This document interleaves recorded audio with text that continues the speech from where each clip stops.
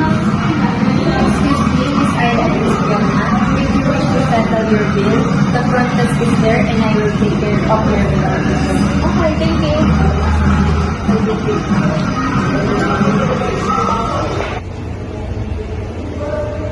Good afternoon. Good afternoon, ma'am. How can I assist you? We would like to check out. May I have your room number and key card, please?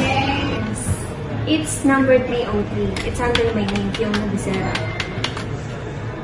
Well, Miss Fiona, do you have any last consumption for our hotel facilities? Did you drink anything today? No, I didn't. Okay, so for today, we didn't consume anything. Okay, thank you. Will you wait for a moment, please? I will check it first. Of course. What will be your next destination? We're going home. Unfortunately, the holiday is over. Back to the reality, I guess. Absolutely.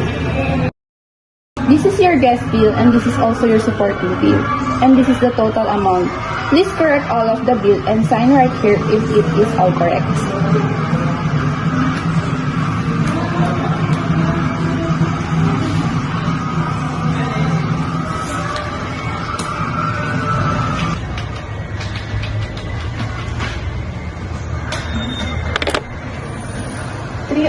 Check out.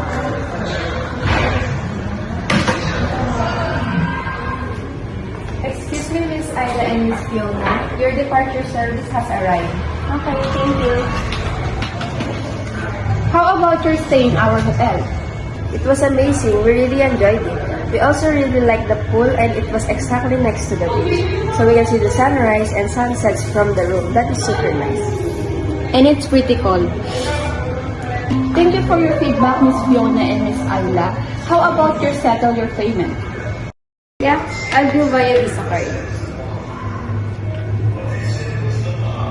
May I have your PIN, please? Yes.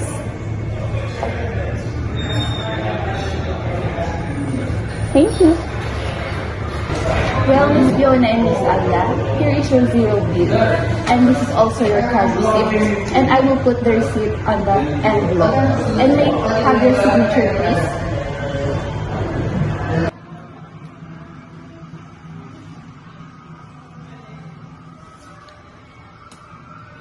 Here is your receipt form. Is there anything else I can assist you? No, I think it was really very nice. So, nothing more.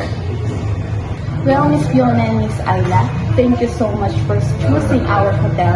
I hope you can stay in Hotel St. Nicholas in the future. Please double check all your belongings and make sure nothing left behind.